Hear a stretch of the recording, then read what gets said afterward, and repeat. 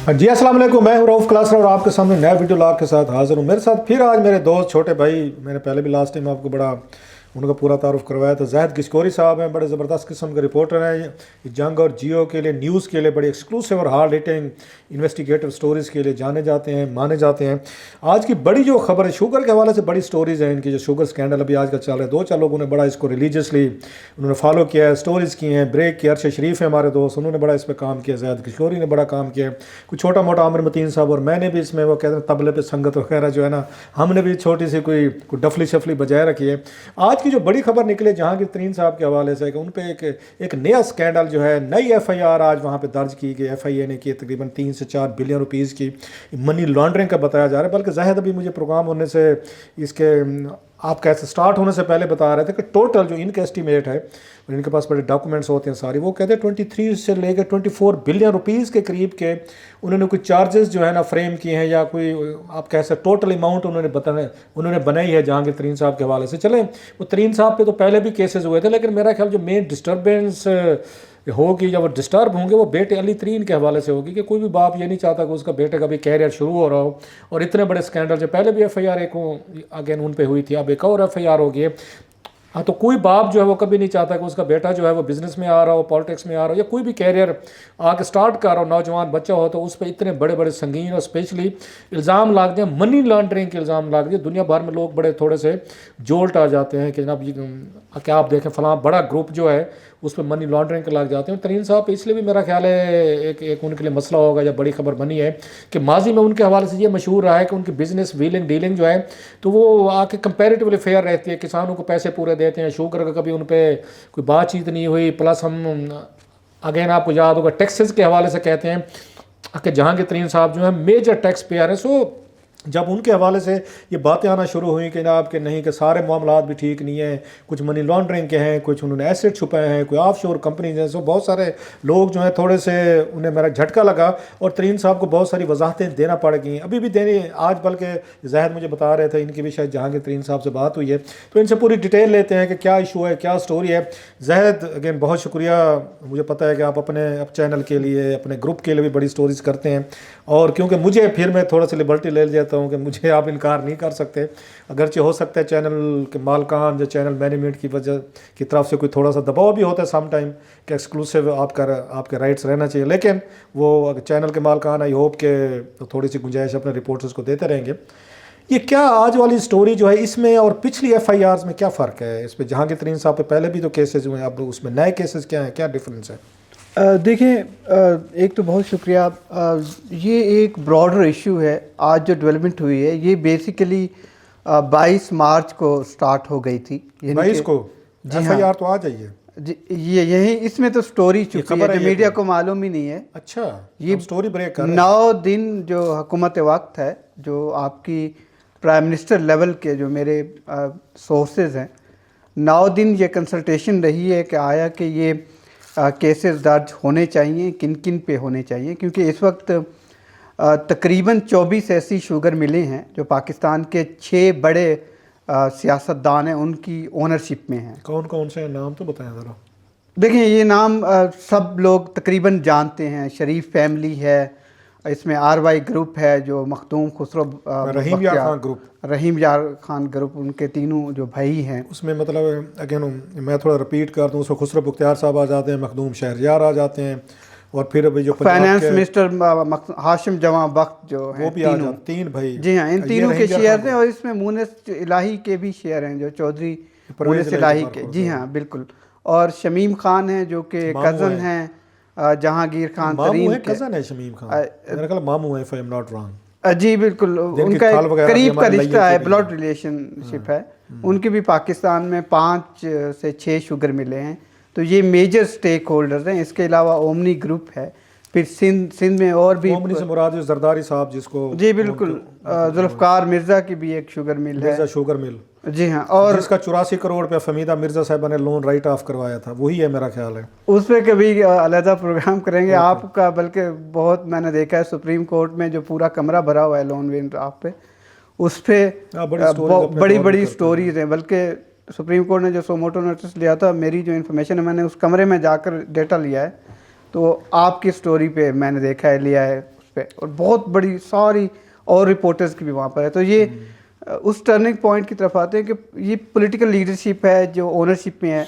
वज़ीर आज़म को ये ज़ाहिर है बताया गया, शहजाद अकबर को और जो लोग थे टॉप के, कि ये क्या करना चाहिए। तो फैसला अब ये हुआ है कि 23 तारीख को FIR 2 काटी गई, जो कि जहांगीर खान तरीन, उसके बेटे और जो मैनेजमेंट। आप ये बता रहे हैं, जैद बड़ी स्टोरी ब्रेक कर रहे हैं कि ये 23 मार्च को FIR काट दी गई थी जहांगीर तरीन साहब पे और अली तरीन साहब पे, लेकिन आज 8-9 दिनों बाद आज उसको पब्लिक किया गया। आप ये बता रहे हैं?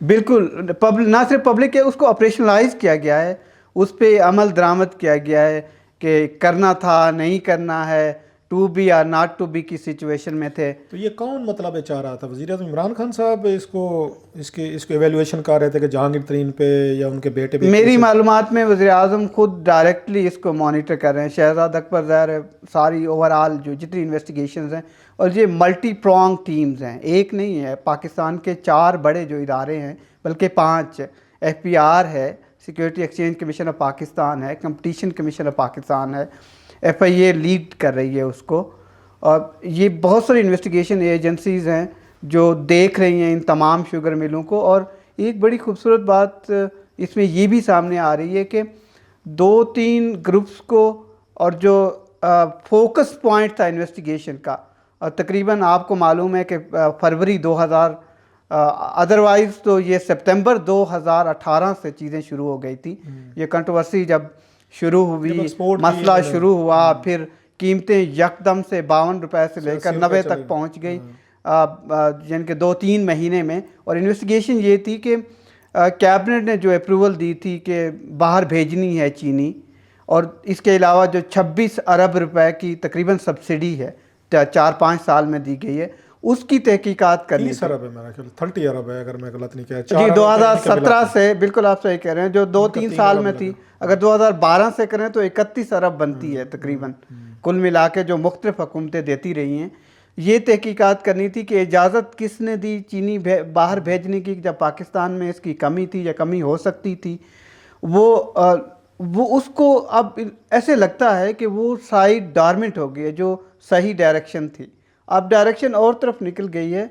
जो मुख्तलिफ लोग हैं, जिस तरह RY के अलायंस शुगर मिल का है, RY से मुराद रहीम यार खान शुगर मिल, तो उस पर कोई अभी तक जो पेशरफ्त है वो नहीं है। मतलब आप ये कह रहे हैं कि जो अगेन इनका RY इन ग्रुप है, रहीम यार खान ग्रुप, जिसमें मुनीर सलई साहब के उसमें शेयर्स हैं मिल में, जिसमें खुसरो बुख्तियार साहब के हैं, इनके भाइयों के हैं, मेरे ख्याल चौधरी मुनीर साहब के भी थे या हैं, मुझे अभी का नहीं पता, लेकिन पहले उनका भी नाम आ रहा था।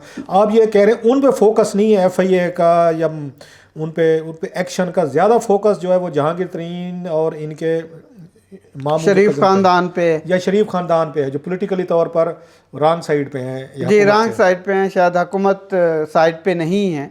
तो ये उस तरफ जो पेशरफ्त है FIA की, वो कोई ख़ास नहीं है। हालांकि उनके पास एविडेंसेस हैं, उसमें सारी चीज़ें मौजूद है, आज से नहीं 7-8 महीने से। और मेरे पास भी जो कुछ सोर्सेस से मैंने हासिल किए हैं, वो बड़े इंक्रिमिनेटिंग एविडेंसेस हैं, जिसकी बुनियाद पर ये बड़ी इन्वेस्टिगेशन हो सकती है। और फिर जो FIR है ये काटी गई है इन लोगों पर जो पॉलिटिकली और लोग हैं। इसके अलावा और भी बहुत सारे मिल मालकान हैं जिनके खिलाफ ये चीज़ें चल रही हैं।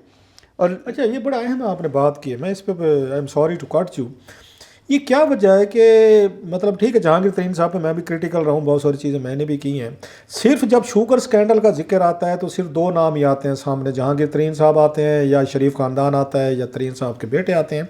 ये बाकी जो 70-80 मिल हैं ये सारी की सारी नेक हैं, पाक हैं, और वहाँ पे कोई मनी लॉन्ड्रिंग, कहीं पे वहाँ पे एक फ्यूचरिस्टिक या सट्टा या ये तमाम वहाँ पे होल्डिंग, ये सारी कीमतें बढ़ाना, ये क्या वजह है कि सिर्फ 2-4 लोग हमें नज़र आते हैं, बाकी 70-80 जो हैं वो शुगर मिल्स ओनर है, वो भी बड़े बड़े लोग हैं, उनका जिक्र हमें कहीं पे ना मिलता। तो फिर ये ठीक कहा जाता है विच हंटिंग है, और 2-4 लोगों को सिंगल आउट करके बाकियों को आप कुछ नहीं कहते।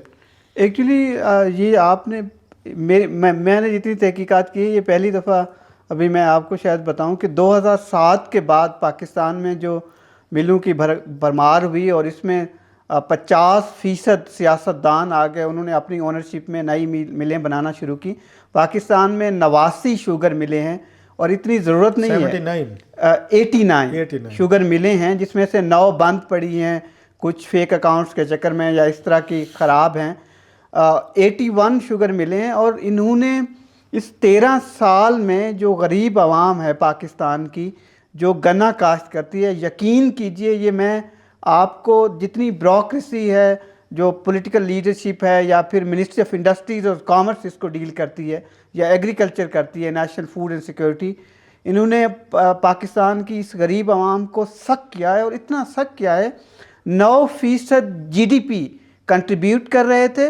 और ये हैरान कुन बात है, मैं आपको एक टिप ऑफ द आइसबर्ग से बता रहा हूँ कि जहांगीर खान तरीन की जो सालाना आमदनी है वो तकरीबन 71 अरब रुपए है अपनी इन 6 शुगर मिलों से। जहांगीर तरीन की 71 अरब रुपए की शुगर मिलों से और अपना उनका कारोबार है। नहीं, उनका प्रॉफिट है या उनकी सर्कुलेशन है टोटल मिलों प्रॉफिट अरबों में है, ये ओवरऑल इतना एक इसका ग्रुप का इनकम है जी, इनकम है। और आप ये चीज़ें देखें कि जो ये मिले हैं वो हुकूमत पाकिस्तान को कितना पैसा देती हैं, टैक्स कितना देती हैं, 18 अरब रुपए या मैक्सिमम 26 अरब रुपए देती थी और 31 अरब रुपए हुकूमत से सब्सिडी भी लेती थी। और एक चीज़ अहम है, इस वक्त जो FPR की टीम तहकीकात कर रही है, और बल्कि आपका जो पिछला प्रोग्राम था और मेरी एक सीनियर तरीन FPR के ऑफिशियल से मुलाकात हुई और उन्होंने तारीफ़ की भी, आपके सलाम भी पेश किए कि मेरी तरफ से उनको ये बताइएगा कि आप अच्छा काम कर रहे हैं।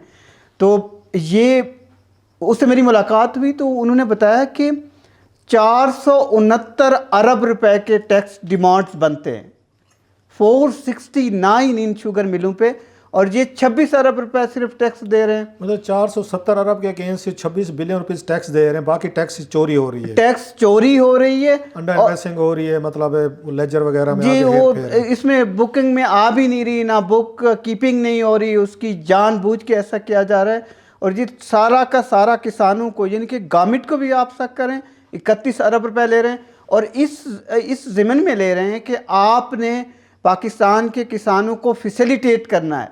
और जुल्म ये हुआ है जिस तरह नवाज़ शरीफ की हुकूमत में हुआ है, इससे पहले और हुकूमतों में भी होता रहा है, कि जो गन्ना उगाने वाले इलाके थे, जो कपास उगाने वाले, वहाँ से शुगर मिलें इन्होंने बना ली, जो कि गैर कानूनी है। और एक रऊफ़ साहब, मैं आपको एक इम्पॉर्टेंट बात बताता हूँ कि जो कि मेंबर केन होता है किसी भी सूबे में, जो मॉनिटरिंग करता है, तमाम शुगर मिलों की कैपेसिटी देखता है, कानूनी लवाजमात देखता है, उन्होंने इतना जुल्म किया है, उनकी पकड़ धकड़, उस कमीशन ने जितने लोगों के खिलाफ एक्शन कहा था, किसी के खिलाफ अभी तक एक्शन नहीं हुआ। कि एक मिल की कैपेसिटी अगर 10 kg बनाने की थी तो उस कैपेसिटी बढ़ा के गैर कानूनी तरीके से, और हर मिल ने अपने वो बिजली बनाने के कारखाने बना लिए, उनका कोई टैक्स नहीं देते हैं। ये कमीशन की फाइंडिंग्स हैं और जिनके अरबों रुपए में। और एक चीज़, अगर 1 रुपया आप बढ़ा दें चीनी की कीमत पाकिस्तान में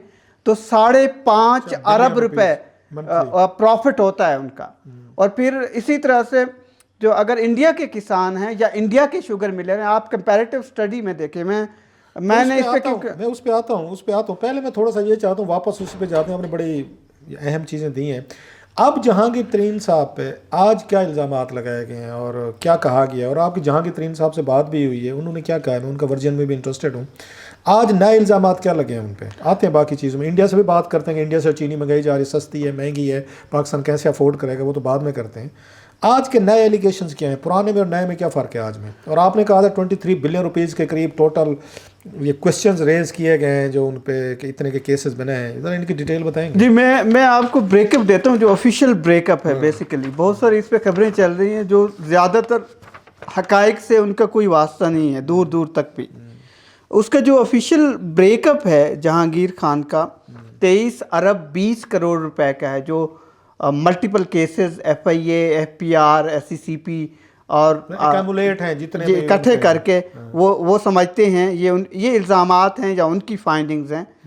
जहांगीर खान का भी मैं आपको वर्जन बताऊंगा।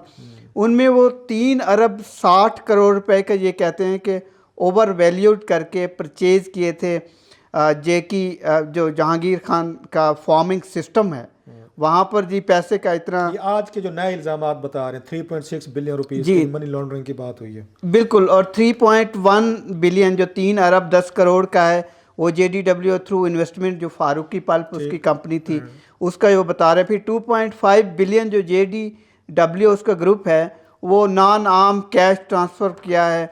एक आमिर वारसी उसका एक कैश बॉय है, उसके थ्रू ये उनकी फाइंडिंग में आता है। मुलाजमीन के नाम पे किए गए हैं। जी बिल्कुल। 7 बिलियन रुपीज़ जो हैं वो ये कह रहे हैं कि JDW को जो डेयर की शुगर मिल है वहाँ पर भी नॉन आर्म कैश ट्रांसफ़र हुआ है, जिसकी ज़ुमरे में ये आता है। और फिर तकरीबन 7 से 8 अरब रुपए टैक्स डिमांड नोटिस हैं जो अभी उनको डिस्पैच नहीं किए गए, क्योंकि 20 बड़ी जो शुगर मिले हैं, बड़ी शुगर मतलब आप मिले। ये कह रहे हैं कि उनको डिस्पैच नहीं किए गए 7-8 अरब के नोटिस जो हैं आप तक पहुंच गए हैं, अभी तरीन साहब को मिलने बाकी हैं।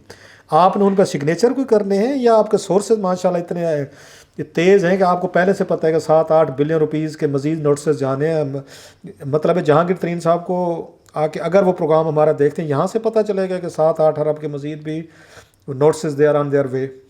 जी मेरी उनसे बात भी हुई थी, उन्होंने कहा मुझे अभी नहीं मिले, लेकिन मेरी इन्फॉर्मेशन ये है कि 20 जो शुगर मिले हैं 69 अरब रुपए उनके खिलाफ बनाया गया है, टैक्स डिमांड अभी बनाया गया है। और ये बेसिक एवेलुएशन है, इससे बढ़ भी सकता है। और जो बाकी जो शुगर मिले, ये 20 शुगर मिले 69 अरब रुपए, इनके टैक्स डिमांड इसलिए इशू नहीं किए गए, होल्ड पे हैं, क्योंकि ये 20 की 20 मुख्तलिफ अदालतों में गई हुई हैं। और आपको ये मालूम है, आई एम श्योर आपको पता है कि ये पावरफुल लोग हैं और करोड़ों रुपए के बड़े बड़े वकला हजरा, आप भी प्रोग्राम इस पे करते रहते हैं, मैं देखता हूँ कि वहाँ अदालतों में जंग फाइट लड़ रहे हैं। तो असल में ये कैपेसिटी बिल्डिंग का हुकूमत के जो इन्वेस्टिगेटर्स हैं, जो छोटे छोटे मुलाजिम हैं बेसिकली, वो इन बड़े वकला के सामने, अदालतों के सामने तकरीबन बेबस हैं, क्योंकि उनको मना किया हुआ है कि एक्शन आपने नहीं करना है, अपनी प्रोसीडिंग जारी रखें, एक्शन नहीं लेना है।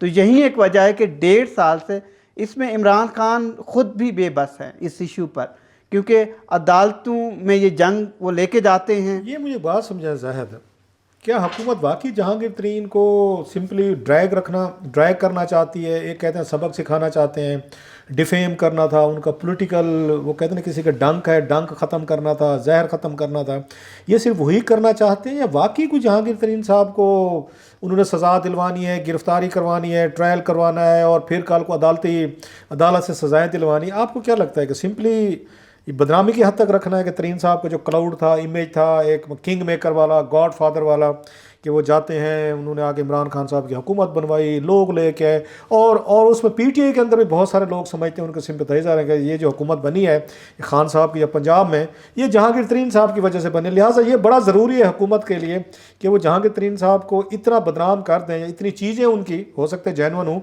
वो सामने लाई जाएँ कि लोग फिर कहें छोड़ो यार ये तो इतने क्रेडिबल बंदे नहीं हैं, इनकी बात को क्या हमने करना। सो इमरान खान साहब को और उनकी टीम को इनडायरेक्टली ये बात मिले कि नहीं जनाब कि हम तरीन साहब की वजह से एग्जिस्ट नहीं कर रहे, बल्कि तरीन साहब की तो अपनी व्हीलिंग डीलिंग ठीक नहीं है।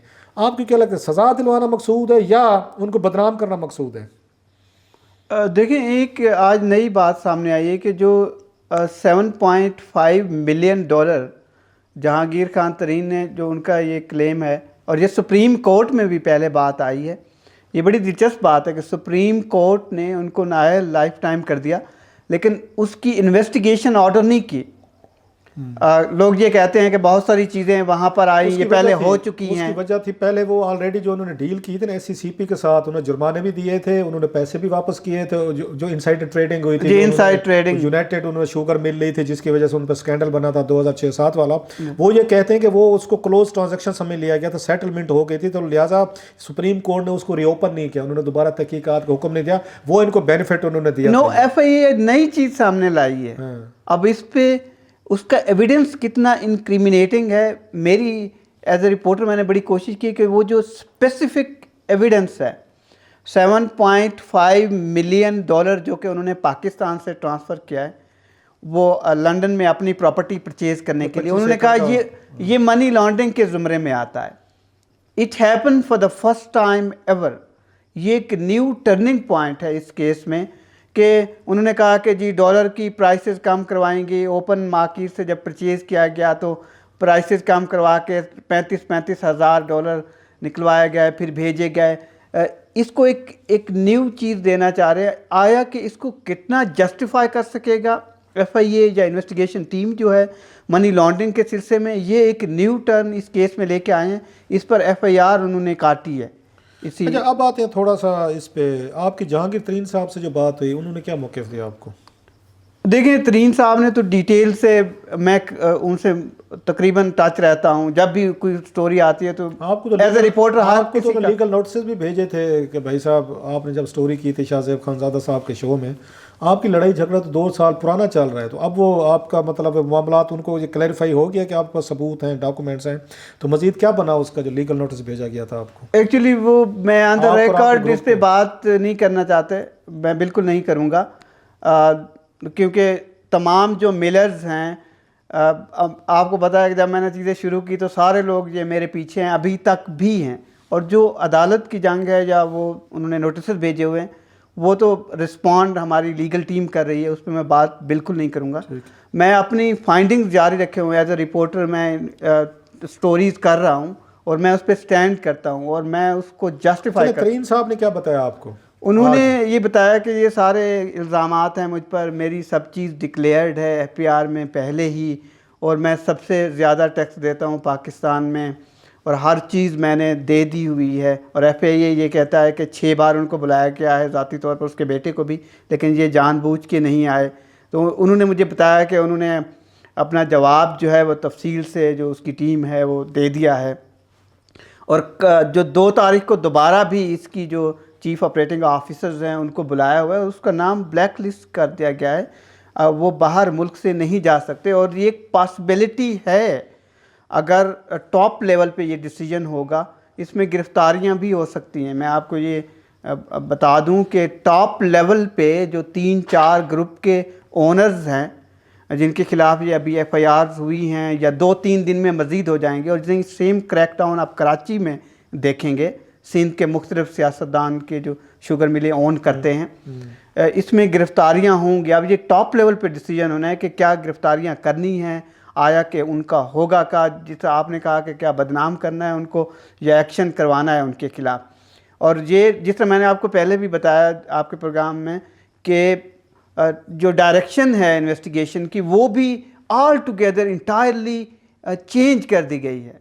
यानी कि जो कि कमीशन की रिकमेंडेशन थी या हुकूमत चाहती थी कि सब्सिडी आप तहकीक करें, क्यों दी गई है, किसने दी है, गैर कानूनी क्रिमिनल साइड पे चले गए हैं, मनी और लॉन्ड्रिंग। दूसरी ये है कि जब पाकिस्तान में चीनी नहीं थी, आपने बाहर क्यों भेजनी थी, जो वो तहकीक करनी थी, क्योंकि बहुत सारी शुगर मिलों उसमें हुकूमत खुद मुलव्वस है।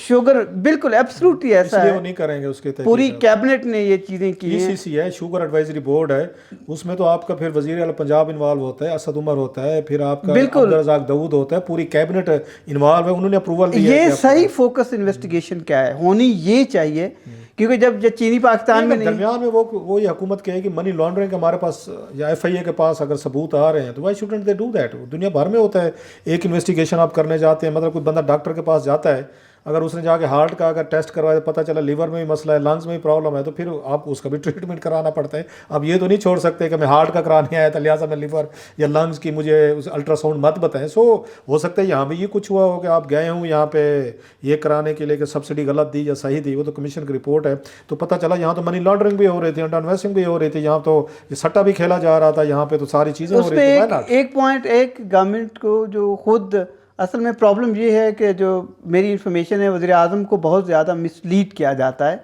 इस तरह के बड़े जो वाइट कॉलर क्राइम्स हुए हैं, जिस तरह अब जब चीनी बाहर भेजने के कहा गया था और इजाज़त भी दी गई, और बहुत सारी शुगर मिलों ने जिन्होंने सब्सिडी ली है, इसी हुकूमत से ली है, पंजाब से, उन्होंने वो एक्सपोर्ट की ही नहीं, इंपोर्ट नहीं की है या एक्सपोर्ट नहीं की, सॉरी, वो यहाँ से जाली वो बनवाई गई डॉक्यूमेंटेशन वगैरह अफगानिस्तान के नाम पे, और ये एक अलहदा इस पे तहकीकाती टीम बनाई गई। तो फिर मेरी बात सुने, फिर तो इसमें हुकूमत के अपने लोग इन्वॉल्व हैं। हुकूमत से मुराद है कि फिर आपका कस्टम्स इन्वॉल्व है, फिर FBR के लोग आएंगे, स्टेट बैंक आएगा, क्योंकि उनकी अगर 3-4 ये महकमे ना मिलें तो आप घर बैठे कागज़ तो नहीं बन सकते। आप मतलब फिजिकल अगर आपने प्रेजेंस दिखानी है कि हमने वाकई की है एक्सपोर्ट और नहीं की गई, तो फिर तो उसमें मिल वालों के साथ जब तक ये लोग नहीं मिलेंगे, कस्टम से मिलेगा आपके, इवन FIA नहीं मिलेंगी, बाहर इनके सारे इनके काउंटर्स होते हैं बाहर जाने के, वहाँ पे उस पर आपके FIA है, आपकी आपकी कस्टम्स है,